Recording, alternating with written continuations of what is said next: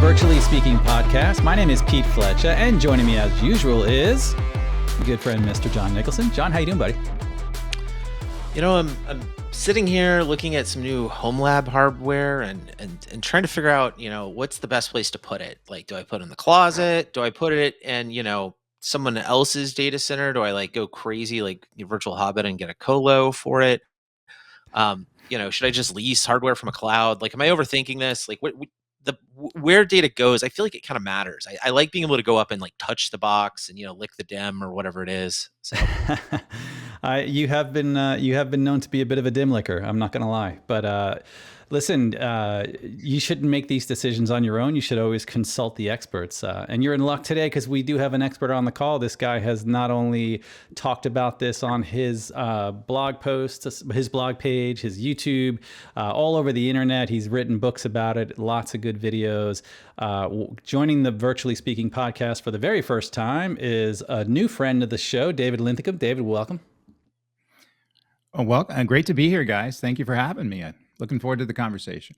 Absolutely. So, a little background, John. I first time I discovered David was on YouTube. He definitely has a great YouTube channel. It is I'll put this on the screen here at Cloud Computing Insider. A lot of really good stuff. About a year ago, he did a blog, not a blog post, but a YouTube video talking about why companies are kicking the cloud to the curb. And I was like, ooh, that's thought provoking. What do you mean they're kicking the cloud to the curb? So it ended up being a really good point of view, interesting video. Heck, that thing is like 497,000 views now. So it's definitely, it's made its rounds. And I found that David has a lot of good stuff out there. He's written a great book, An Insider's Guide to Cloud Computing. And he has a pretty good opinion about some of this cloud stuff. So he recently wrote a blog post that I want to talk about today. And David, thanks for joining us to have this conversation. But yeah, he's talking about private clouds and their public value, debunking the myths. And so, David, before we talk too much about the recent post that you did, tell us a little bit about how you got into this YouTube world of analytics.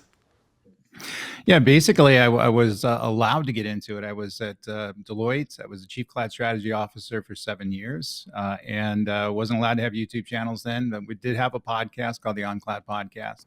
Obviously, working for a consulting company had its limitations, but I knew, just through the growth of YouTube that I wanted to get out and use it as a thought leadership vehicle. So the day I retired is the day I launched my YouTube channel, and I kind of haven't looked back. And so still have the InfoWorld blog. I've had that for 20 years, doing cloud computing topics, and then obviously using social media a lot. That seems to be a surprising place to get your content looked at. I also have the AI Insights Innovation podcast over at the Cube Research, and just plugging away everywhere and trying to get my opinion out there. And because I if there's enough people who want to listen to it or see it, I'll keep putting it out. Absolutely, absolutely. So yeah, I highly recommend his YouTube channel and his blog. There are lots of, and the book actually. The book is fantastic. Lots of good information out there. You recently posted something on YouTube called "I Was Right." So what were you right about, David?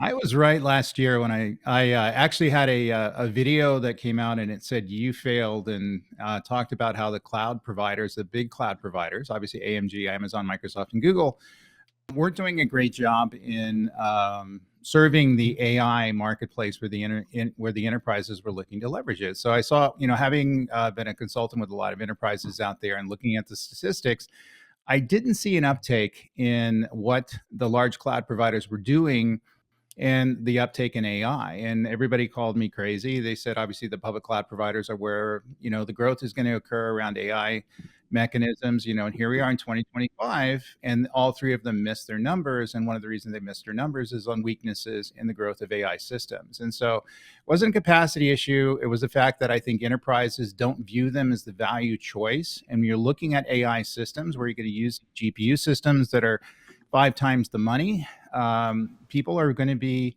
very value oriented. And so we're looking at other alternatives right now. We're looking at private clouds, obviously the micro cloud growth. And so AI is growing into a very heterogeneous thing. And so it's not going to be as centralized on the single public cloud providers. And, the stuff of 10 years ago were cloud only. That's no longer the case. It's going to be cloud maybe. if they're able to provide value. And so we're considering the cloud in the context of the other alternatives out there, obviously private cloud being the main one. It's interesting, seeing that AI discussion on the myths there. In terms of what do you think is driving that? Is it the proximity to the data? Is it just those things cost so much to try to lease them that people would rather do that? What was driving that miss? Yeah, I think two major things that I saw as a core reason why people weren't going to use the public cloud. Number one, you just hit the nail on the head. Cost. It's very expensive. And AI systems are going to be 3 to 5 times the cost of traditional systems. And obviously, with the inference and the training and the data storage that has to occur, the cloud's going to be tremendously expensive. And so, when the enterprises were looking at the cloud as a potential place for some of these AI workloads they're looking to build with the generative AI rush, they saw the cloud being way overpriced based on what they thought they should be paying versus the other alternatives, including on-prem infrastructure. The other one was control. If you believe the surveys and what people are looking at there, they want control of the data. They view the generative AI systems are looking to build, the small language models that are looking to build and train with their data systems out there as being probably the most important asset that they're going to build in IT, in the last 30, 40 years. And so they want to control that, and they want to have that on-prem within their infrastructure, and they want to use it that way. Now, I would probably say we look at, talk about control, and the trade-offs there, but really not price. I mean, the cloud's probably the most expensive option right now. And so they're killing themselves right now and overpricing that infrastructure, not providing the scalability, not providing the control mechanisms, and people are looking for other alternatives, and I think are going to continue for the next several years. Yeah, yeah. You mentioned in the blog post, and I'll leave links to this in the show notes of this episode. But you talked about, modern private cloud is no longer just an alternative to public cloud services. It's also a strategic choice, and it offers technical and business advantages. What did you mean by strategic choice? Well, I mean, 2013, when I was working at Cloud Technology Partners and we were doing a lot of private cloud deployments, private clouds were basically an engineering project. They were hugely expensive and hugely complex to set up. Here we are in 2025, private clouds are very different animals. They're almost the easy button for on-prem cloud-based systems, and they're almost as easy as using the public cloud providers. You just have to buy the hardware, install the hardware. But now with managed service providers and colo providers and things like that, you can outsource a lot of that stuff as well. So ultimately, the ability to leverage this technology in ways in which are going to bring more value back to the business becomes the way in which we're going to look at it. And so the value drivers are going to be there, and really ultimately, public cloud providers aren't necessarily, becoming the selection in that place. So private cloud providers got smart, over the last 10 years. When I've been evaluating them, using them for a long period of time, they definitely were a tough alternative 10 years ago. Now looking at the private cloud infrastructure, certainly those offered by Broadcom, your ability to move into an AI workload and get your AI system set up is a fairly simple process because they give you a bundle of systems that are known to work together. And it's not the expensive stuff either. It's the open source stuff, the PyTorch and the TensorFlow and all the stuff you need to do it. So they give you the most value-oriented data storage, the value-oriented training, and the value-oriented inference, which is really the game with AI. And so if we're looking at spending $1 million a month, and that's what these enterprises are doing right now, $1 million a month on this infrastructure, that makes a difference. And if people, tell me that, well, we're moving into private public cloud providers, we view that as the easy button for AI. That's no longer the case. And I show them and walk them through a demo that here's a technology we can leverage that's 1/3 the price. Why do you want to do that? If you're leveraging the same technology and you're going to have total control of these various systems, and you're also able to get to the same sort of an outsourced value because you're able to use managed service providers and colo providers. And it's a very different world than it was 10 years ago. And I think the public cloud providers really haven't saw that yet. They're just kind of expecting that the market come to them, when I don't think that's going to be the case anymore. People are very critical on the public cloud providers in terms of the ability to provide value. We saw with the, that kicking cloud to the curve got 500,000 views. I was blown away by that people were receptive to that message. And that doesn't mean I'm anti-cloud, by the way. That just means that cloud becomes an option just like anything else. And we have to look at the positive and the negatives of that particular platform. We can't have a knee-jerk reaction to move everything to Amazon, move everything to Microsoft, move everything to Google. That won't work anymore. It's interesting you go back to that world 10 years ago, because I remember that you would have these platform teams that were enormous if you were going to try to do a private cloud, and you were stitching together multiple pieces of software.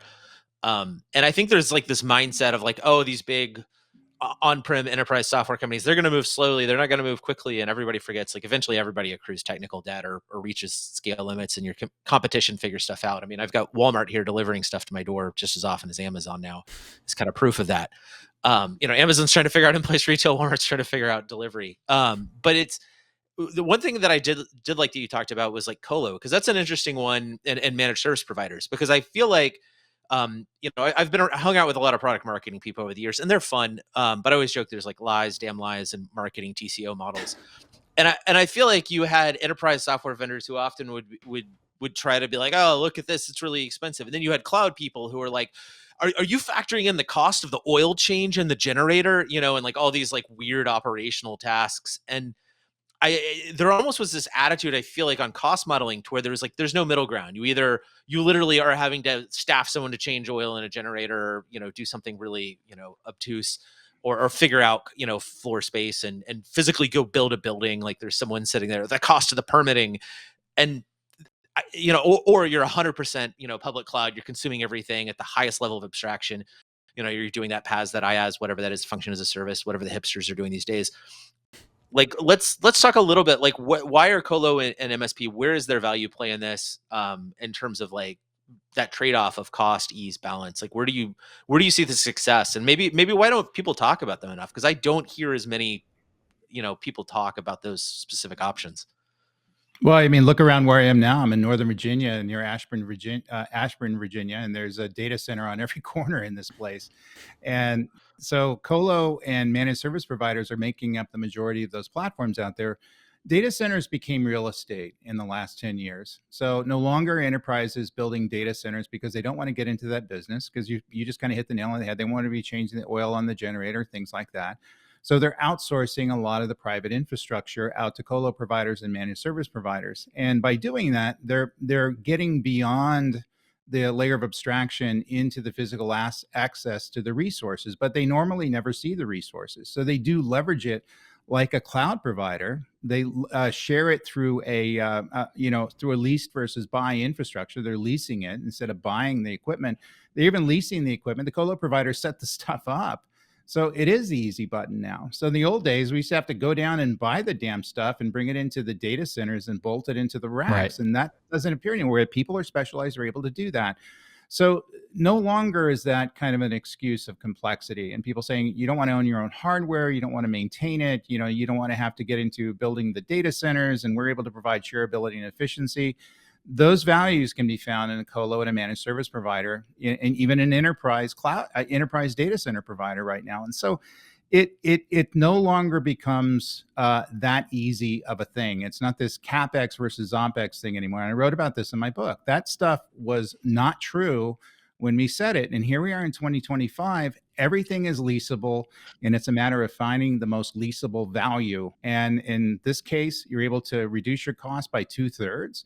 It's a no-brainer. And I think that's what people are finding right now when they're moving to these AI workloads. Again, that doesn't mean cloud's not going to be a viable alternative for some workloads. There's a reason to use cloud. And the reason to use cloud is normally going to be a hybrid or multi-cloud arrangement where it's participating, that's part of your hardware ecosystem that includes all these various systems, including colo, managed service providers, edge computing systems, mobile computing systems.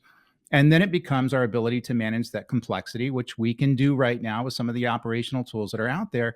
So it is, as an architect, I'm an architect by trade, not only the path of least resistance, but the path to returning the most value back to the enterprise. And that's why technology exists. We can't forget that. We're not there to do what all the other cool kids are doing and using the best, the best is cloud services and going to reinvent every year. It's our ability to bring value back to the enterprise. And I think we lost sight of that over the last, 15 years. And I think that is coming back into focus right now, kind of based on the popularities of the videos where I talk about that particular topic. And not necessarily talking about the greatness of the cloud, but talking about how to leverage the cloud in the context of everything else, and how to put volatility into a domain, how to do the management infrastructure to make these things happen. That's where the momentum is right now in the space. I guess where are you seeing customers regain some of that muscle memory? Because I think through some of that kind of attitude of like, oh, we're going to send everything to cloud, all in cloud. We're going to forget how to do structured cabling. Oh no, this is all scary. There's like, what are some of the first steps of engaging in that move to private cloud and taking back on or leasing or finding a partner for those abstractions on those layers below? Yeah, planning, planning, planning. And it's pretty easy to do now that we have AI tools to help us with these architectural things. And it's doing things in kind of in a kind of a planning environment to see what the costs are going to be and what the trade-offs are and how much complexity is going to be associated with moving one direction versus the other. Again, the myth is, and we dispel these myths with the public cloud, debunking some of the myths of private cloud, and there's a huge amount of myths out there that you are going to have to do the cabling, you are going to have to oil the generators, you are going to have to find the data center space, and nothing could be further from the truth. And so it is looking at the real value of deploying a private cloud instance, okay, leveraging virtualization and all the other private cloud technologies out there, your ability to align the software to that instance, and then what it's going to cost you to maintain it moving forward versus what it's like to do the same thing in the cloud. And so it's going to be a little bit more convenient to do things in the cloud because we're able to get to a console and just allocate things moving forward. It's a little bit more complex in a colo and a managed service provider, but not much. And so when you get into the value of this stuff, ultimately that comes in a planning process. It comes down to an architectural process. I always tell people, start with the design, figure out what the business goals are, where you're looking to be now in 5 years and 10 years down the line, leveraging AI or whatever you're looking to do. And your ability to do the technology planning to configure a technology solution, a logical solution around that particular business case, and then you match it into the physical instance. In other words, we map it into instances that exist in cloud or on-prem, and you're going to find that the on-prem, whether it's a colo or managed service provider, leased premises stuff, your own data center stuff, will bring more value back to the system in many of the instances. But go through the architecture. I mean, it's easy. I mean, I have 120 videos out on LinkedIn Learning, and most of them talk about architecture, and it's not that complex to Right. how to do this planning. We have the tools and technology to make it happen. Get the best and brightest minds on the thing because you're moving forward with a technology that's going to be an innovative differentiator for your company you're looking to build. It's going to basically be your company. The AI systems you're going to build over the next 10 years. And so your ability to build it in a way that's going to return the most control and the most value to the business is going to be strategic to your business. This is no longer just nice to have IT stuff, and now we're going to automate some of the workflow stuff. This is becoming the business. And I talk every day with tire companies and automobile companies and things like that, where the AI is going to define every piece of movement, every piece of automation that's going to occur in these environments. And they're looking to optimize a platform to make this stuff happen. Don't make these mistakes because you'll end up migrating twice. You'll end up building your AI systems on the cloud and end up returning and repatriating it back to the systems. Get it right the first time, do some architecture, do some planning, do some, run some cost sheets, look at the business case for this stuff. It'll pay huge dividends moving forward. This discussion of the planning is interesting because I almost took for granted. I was reading this article and then it clicked for me. You're talking about all this thoughtfulness and this, and I'm like, well, of course people are doing this. Then I remembered a lot of people's existing virtualization infrastructure or their cloud infrastructure is the product of a science fair project. It was, hey, cool, I can put 4 VMs on one server, way back in the day, and it just kind of snowballed and people added different tooling or things to it. Or public cloud was the product of, hey, cool, I got Pete's credit card, let's go spin up some VMs in the cloud, or let's go deploy something.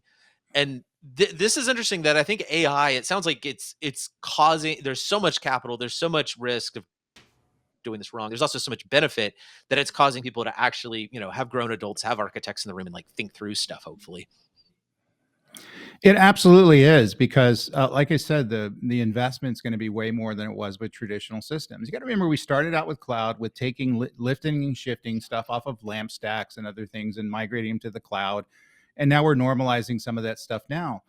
So that was when it was a mistake, and we're doing some repatriation now. You're paying probably double the cost of doing the thing using alternative platforms. But people did that through the convenience. They figured that's the future, moving into the cloud, and they started to make the movements.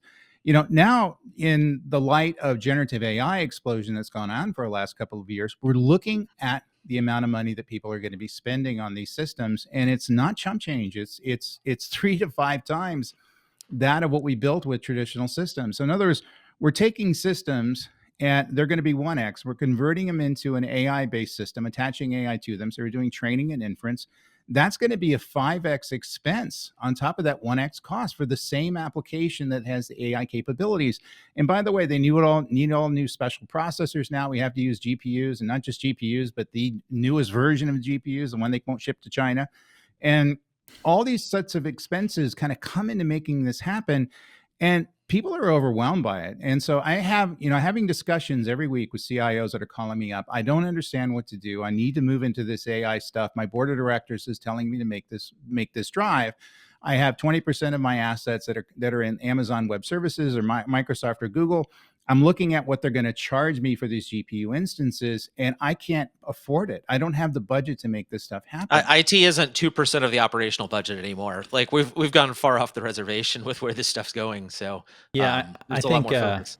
I think, yeah, that's why VMware Private AI Foundation sort of like, they saw this as a big gap too. Like obviously the complexity of setting up these systems is one thing, the cost being another, but also just even the data sovereignty. Like companies are not okay. Not every company is okay with putting all of their IP into a public cloud. Just the fear of that. Some countries have regulations against that, but certainly there's a concern about data sovereignty. So have you seen that it's more than just cost and complexity? Yeah, control was the second one that it would be. Cost number one, control number two. And I wouldn't have thought control would have been so high. I thought it would have been security and things like that. But it comes down to regulatory concerns about their ability to control their information and control their data. And they're also very concerned about building these models that are going to be built on their data. In essence, those are going to be more valuable to breaches than just the raw data that goes in there. You're able to get to the core essence of what that data means and the way in which you can manage those systems. But also they're concerned about getting fined, and some places in Europe they're concerned about getting arrested. And so they're using sovereign clouds and sovereign systems and the ability to use their stuff in a single data center that they lease, or their data center that they own, where they know where the data is and they're able to explain to the regulators how it's controlled and how it's going to be used. The big concern I hear in people using public cloud providers is they're going to put their data or put their knowledge models on these public cloud providers. They're going to get transmitted into some place it shouldn't be, and they're going to end up being fined. And by the way, you're going to pay 5 times the amount of money to do it. So therefore, the control becomes kind of a major issue. In some cases, I would view it, say, 5 years ago, that's probably irrational that you're worried about, AWS shipping your stuff out of the country. They have regions that are able to localize something in, but that really is a core control. People are concerned about not necessarily the cloud providers themselves causing the issues, but the people who are managing the data making the mistake internally. So in this case, they simplify it. They get something that's going to be the best value. They know where their data is. They're able to do BCDR operations on it using an automated system, not losing that stuff out. They're able to maintain physical and virtual security over the system.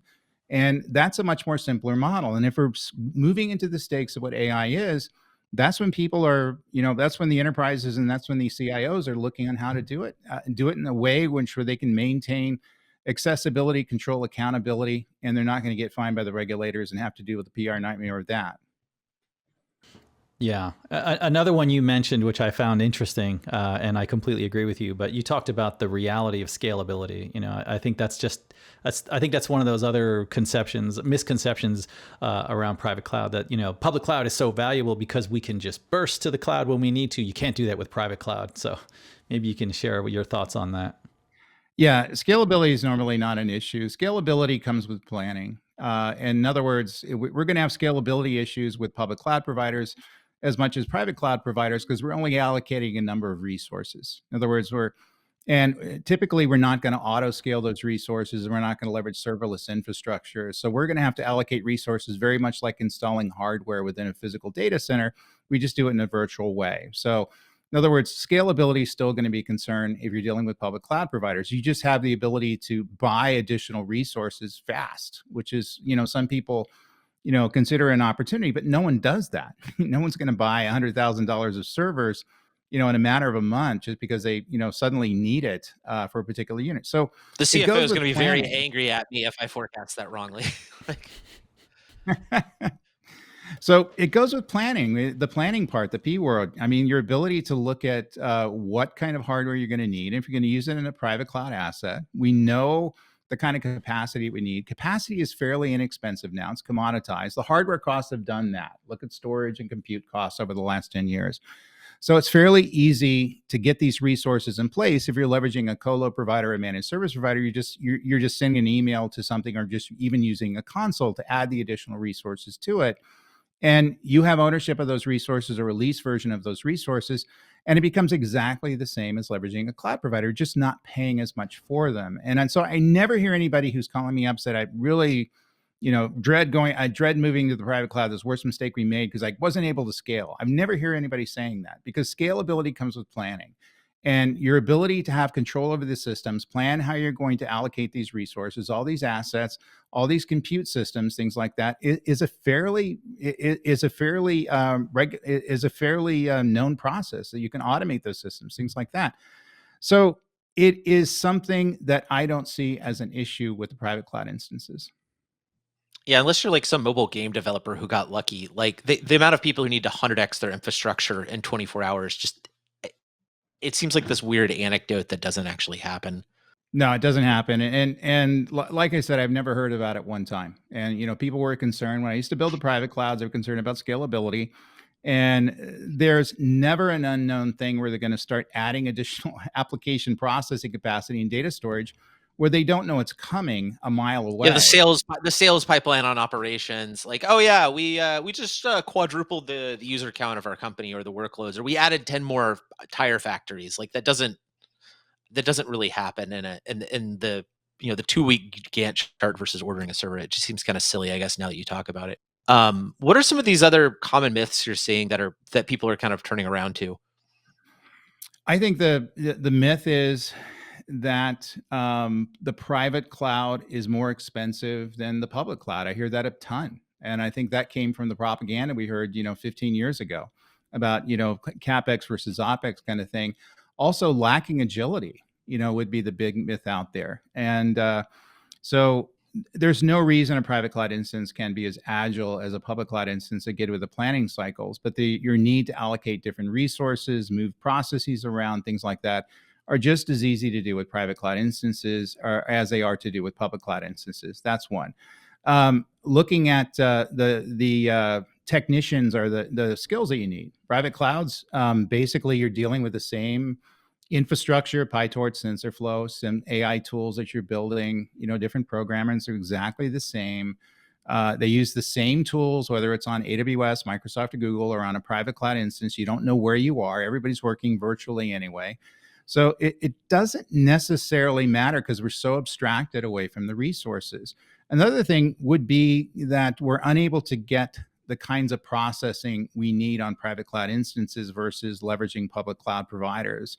And public cloud providers are able to provide you with platform instances you're able to configure on demand, but you're able to do the same thing using the private cloud software that exists today in 2025. You weren't 10 years ago. I agree with that, because they were basically engineering projects, like I said, in building these systems. The private cloud providers, people who provide the hardware and software to build this stuff, got smart. And so the private cloud providers built these abstraction layers in the management systems in it, where you're able to, in essence, configure these things the way you need them to support the storage and processing stuff that you need. So agility is never going to be an issue. And again, I never hear people call me up and say, I shouldn't have gone to private cloud because it's not as agile, as I need to move forward. No one moves with a way where we're making these ad hoc decisions to start allocating these resources. If you are, you got a personnel problem, you got a control problem.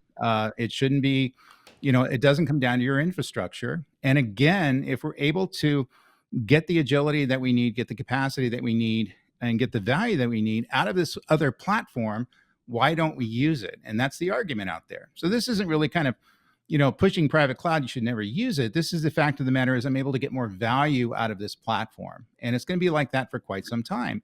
And so the agility stuff, the cost stuff, your ability to, provide scalability, other thing, private cloud doesn't provide scalability. no one's running out of capacity once they set these things up. The capacity is so cheap to make this stuff happen. And what about idle and sharing capacity, things like that? Normally with virtualization, name of the show, utilizing and the ability to optimize these resources, using these virtualization systems is going to be part of the play when you leverage a private cloud provider. So these arguments kind of concern me now in 2025 when I hear them, and they always come from people that drank the Kool-Aid, 15 years ago, and the cloud computing stuff is the cloud only stuff. All we're going to do is move stuff into the cloud. And that turned out to be not wise. And I think people are understanding that now. So it's not just me, that's preaching this. There's dozens of other influencers out there that are saying the same thing. And many of the enterprises that are saying the quiet part out loud is that owning our own hardware, and whether it's in a leased scenario on a colo provider or managed service provider versus using private clouds, is typically going to be the best value. And that's where we're going to move the infrastructure. We're going to do it with a lot of purposeful planning. We're going to do it with a lot of understanding where we're going, but that's going to provide us with the best success. And having worked on enterprise after enterprise after enterprise that has worked through this problem, I found that each and every time. I didn't come to this conclusion just because I saw the surveys out there.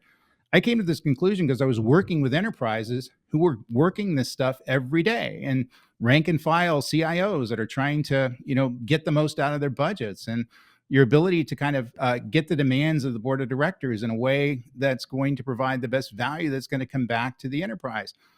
And it is, it's ultimately, just a pattern we see out there that we're going to see probably for the next 3 to 4 years. It's interesting you talk about specifically like the people need to look inward on some of those things, because I think about one conversation I had with someone who's moving to public cloud in a big way, and they're like, well, we couldn't get VMs this big on our existing private cloud. And I'm like, did you consider just buying bigger boxes? Or maybe someone, or people saying, well, we can't move quickly. Okay, but do you have VCF automation or something that allow some type of private cloud platform to CMP to move faster with that? I think a lot of these reasons why people bolted, or why people started questioning some of the value of private cloud, or got kind of rose-tinted glasses on public cloud, is they weren't looking at operational inefficiencies internally, or weren't looking at fully leveraging that value. Some of the people who might be the most, I guess, looking to move one way or the other are often the people that might, I guess, so to speak, be holding it wrong, although it's hard to tell people that. It is. And the reality is that the way private clouds are configured these days, they actually function very much like public clouds. So the licensing fees, the billing, the way in which they are able to do upgrade systems through an automated stuff, the BCDR stuff, is built in there through automation. I always hear that as an argument. Well, everything is built in the cloud. I don't have to consider BCDR. Yes, you do. You're responsible for your data. What about security? You got a shared responsibility model. You have to put your security into those systems. What about physical security?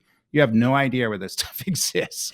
It could be in any data center anywhere in the world. That's just kind of the way it works. You're operating in the cloud.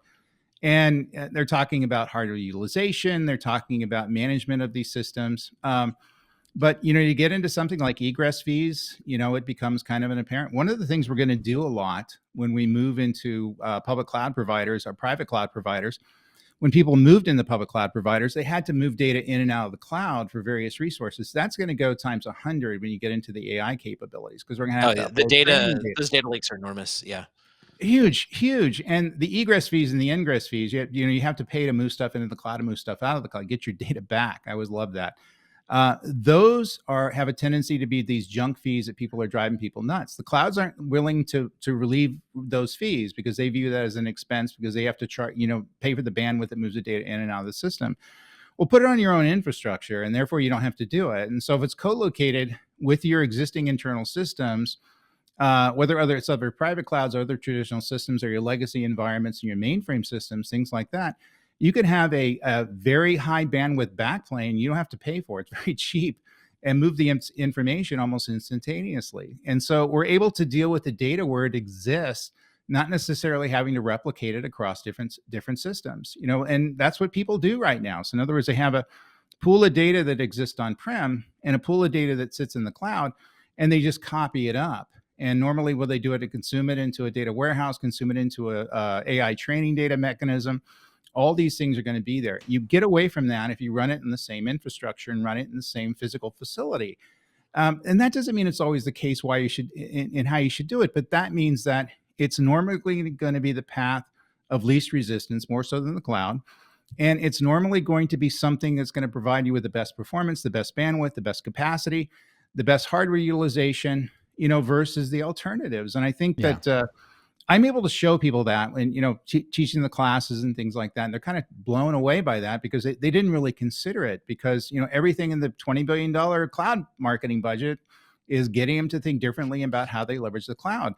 But seeing some of the holes, seeing some of the opportunities, and seeing some of the ways where we can better at what we do with IT is just a trend right now that's unstoppable. I agree. Yeah. And you did a great job of laying that out in this blog post, and I'm going to definitely leave links to it. It's on LinkedIn. You should be following David Linthicum as well on LinkedIn. Lots of good content out there. But yeah, you did a great job of walking through all the things that people need to be considering. Egress, right? Whether, with on-prem, you've got predictable infrastructure costs and just better capacity planning and no surprise billing for usage spikes, all of that. Like, there's so many things that I think when people look at one or the other, they don't look at it in full, like the entire picture of all the possible costs that can be associated with one or the other. So excellent job on that. Like I said, I'll be leaving links to this in the show notes. This has been a really good conversation around debunking these myths. And so for those that have not subscribed to David's YouTube channel, by all means, you should be checking that out. Watch the videos, read the blog post. David, thank you so much for joining us on Virtually Speaking. We appreciate your time. Thanks for having me.